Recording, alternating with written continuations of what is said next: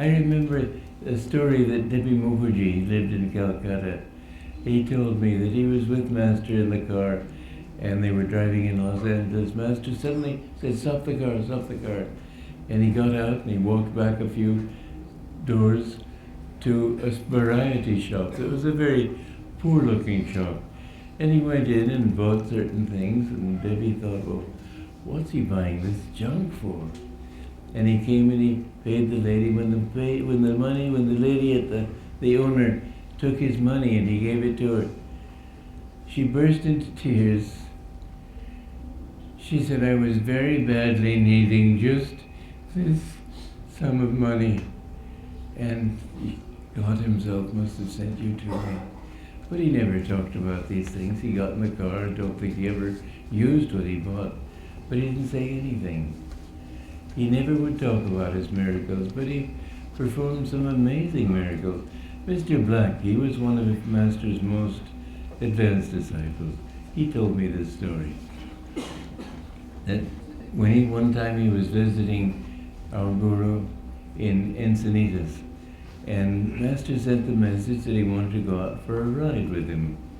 So Mr. Black looked out the window. It was pouring rain, just as the heaviest monsoon rain, very hard. And Mr. Black said, "Well, he must know what he's doing, so I'll go." And he imagined that they wouldn't even be able to see out the car window. It was raining so hard. And as he left his room, it was still raining. Just a few yards to the door, he walked out the door.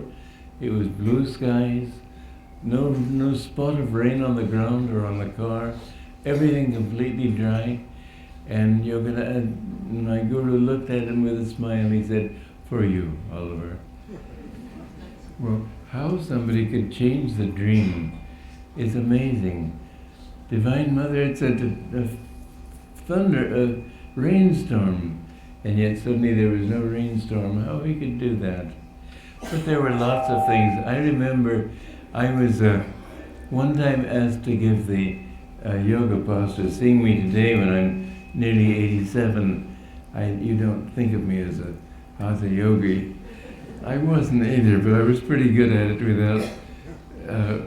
without the interest. And so they asked me in Beverly Hills to give a demonstration of yoga asanas. And when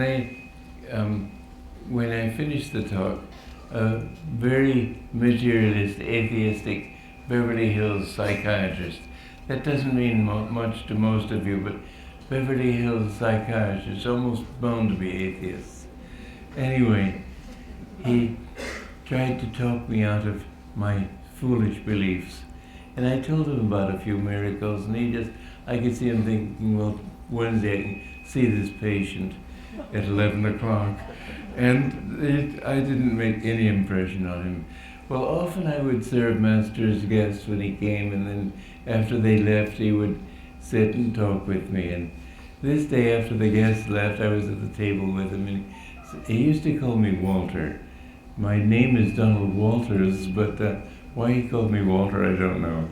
Anyway, he said, "Walter, when you're with crowds and you're with atheists and people, don't talk about miracles." I said, "You knew?" He said, "I know every thought you think." And he showed it to me again and again. People have sometimes said, "Well, wasn't that embarrassing to you?" No, I was happy. I wanted him to know even my worst thoughts, because I wanted him to correct me. But it was amazing to me. He knew not just my thoughts, he knew all of the disciples' thoughts. One time, James Collar, he was a minister in Phoenix, Arizona, and he was coming to Encinitas, where Master was living. And we were all vegetarian, but he was extremely hungry. And the only restaurant that was open late at night was a restaurant that only served hamburgers. And he thought, oh, well, he won't know. And so he had 2 hamburgers. And Yogananda, after he reached Encinitas, was talking to him. Yogananda said to him, "By the way, James, when you're on the highway late at night, you come to a place that has nothing but hamburgers, better not eat anything." But you couldn't get away with anything because he knew every thought you thought. It was like living with God. It really was. And his sense of humor, when I came to him, I was much too intellectual. I sought God through intellect. I didn't know about love and so on. Being with him, I developed devotion, but I didn't have it in the beginning. I had to analyze everything. And one time we were at his desert retreat, and he had somebody bring a bag out, and he turned the lights out, and suddenly I was waiting for some important lesson. Suddenly, bzz, bzz, bzz, a little pistol with a shot rays of sparks of light. And he turned the light on. He said, "How do you like that, Walter?" I said, "It's fine, sir." I was just overwhelmed. He said, "Suffer little children to come unto me, for of such is the kingdom of God." And he was like a little child. He had no pretensions, no pompousness, no anything.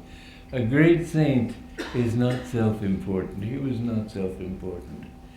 But yet at the same time, he was so wise.